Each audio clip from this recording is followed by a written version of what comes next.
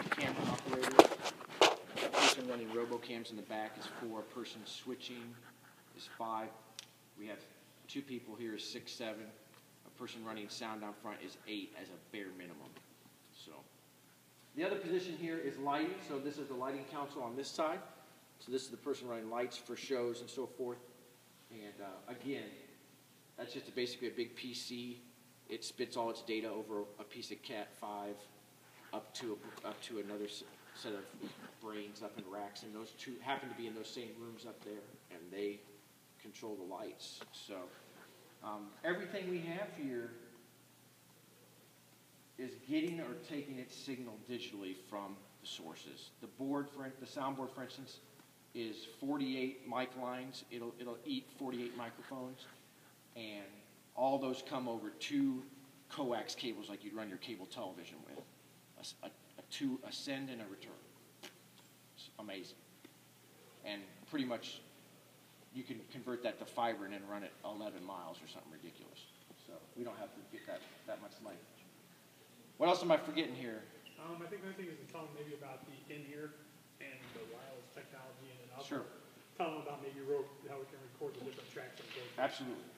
One of the advantages we have with going with this console is made by a company called Avid. I don't know if you got any of your video editors in the room have heard of Avid before. Yeah. And they bought a company called DigiDesign, which came out with Pro Tools 15 odd years ago. Pro Tools is the software platform that everybody in the recording studio uses to record all these mega albums. And because of that, we link straight over to a Mac G5 tower from this, and we record every mic individually for every chapel. And then we can do what's called a virtual sound check, which is we turn that around, and I can, after a rehearsal or a show, I can go back and remix that same thing live right on the same faders, just like those people are on stage, which is great for our training with our students and for us just taking the thing to the next level. That's not done live. That's done later.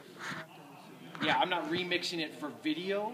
We're not doing that. I can, but in this case, it's really about this virtual sound check, which is a training tool and allows us to go back and hear things again. Why did this happen? What were we hearing here? What was going on? Wireless-wise, we are not big fans of wireless, as you can tell from my tone of voice. The only thing wireless in this room is microphones. So we have 8 wireless mics in here, and that's just kind of like the bare minimum to get by.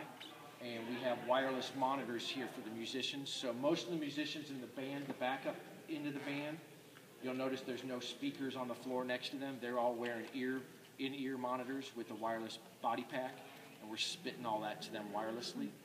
And then we have control. Everybody has their own mix of monitors. So I don't know how big the churches you come from, but when I was growing up in church, we had a monitor feed to 2 monitors on stage, and it was like, everybody get happy, here you go. Well, this is, yeah, exactly, or none, right, yeah. And so this is very nice. We can do 6 sets of stereo ear monitors here and 8 different monitor wedge mixes from speakers on the deck. So we can handle 14 different mixes of material to different people based on what they want. So. And the ugly white pipe you see, that's Yep. part of it comes over to this pit so we can tie into them. Yep. And that'd probably be cleaned off and painted black. Yeah, I'm going to cut it off. But yeah, that's how big that pipe is. It's running front to back. 2 of them. There's 2 of those in a pit over there running straight down front, and then there's 1 that runs from here over to there to tie us together if need be. So when the road crew comes in, they can send us a video feed over here, or we can spit intercom back to them, what have you. Anybody guess how big those TVs, those projection screens are? Wide? Just give me the width. 18. Great guess. 20 feet. 20 feet wide. And for spec, for this room, was it 5 feet too small, correct? Yeah. The ratio at a maximum is 10 to 1. So if you're 100 feet back, you should have 10. You should have 10 feet of height. But really, we'd like to see. I'm sorry, it's 7 to 1. But we'd like to see 10. We'd like to see 10 less than that. I'm sorry. I'll spit it out in a minute. 7 to 1. 7 to 1 is the ratio. So if you're... So if the width is 7, the height is 1? No, the height. I'm giving you height now. Oh, okay. So I'm trying to think how to do So that. it should be 70 feet tall, 10 feet wide. Sitting in the balcony, so you guys don't get a chance to sit in the balcony like I do, for example. But looking at those screens sometimes doesn't do you much good because you're losing visual expression and what's going on up there. So you really do need to look at these other screens. It really helps to have them a lot closer. You're almost too far away when you're in the back here to see what's going on. So that we should have a screen at this position that's 14 feet tall. If saying we're 100 feet away, at 7 to 1, the screen should be 14 feet tall. Okay, that screen's not 14 feet tall. Because remember, I told you it was a 16 by 9.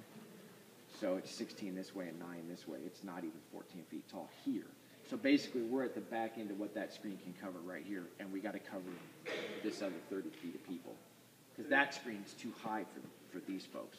First few days we opened the place, I had a couple people come to me. They were sitting back here, and they said, "The screen's just really awkward for me to look at." I said, "That's not for you, sweetheart.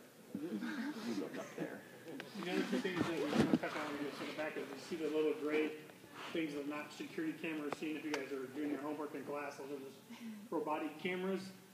They can spin around. You see some of those weird shots with them playing the pianos in the close or the crowd pull from there. We'll show you in the back. Those are controlled, but they're really not sitting back there playing.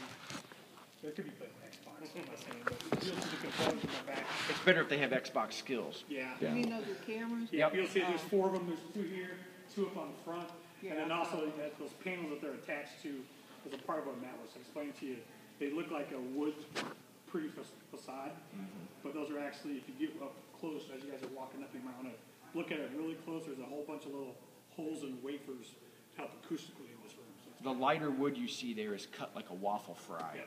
So it's cut this way on the front and it's cut this way across the back. So it has all these holes in it. And then behind there, the cavity behind there is like a 2x4 depth and it's full of insulation. So the sound that goes there gets spattered and dispersed and a quarter of it gets absorbed. A lot has been put into the aesthetics of this building, if you haven't figured it out Acoustics. already. And acoustics, too. More than enough. Both. Yeah. But, Absolutely. the other cool thing that you didn't tell them is, does anybody know how we change light bulbs? Oh, yeah, I didn't. With a ladder? Yeah. The very long One stick.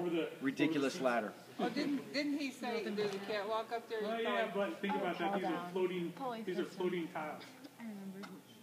Maybe you don't have to change the light. Very Yeah, long there's one stick. going out right here, so I can tell you right now. Wait, We'll have to. Oh, you're right.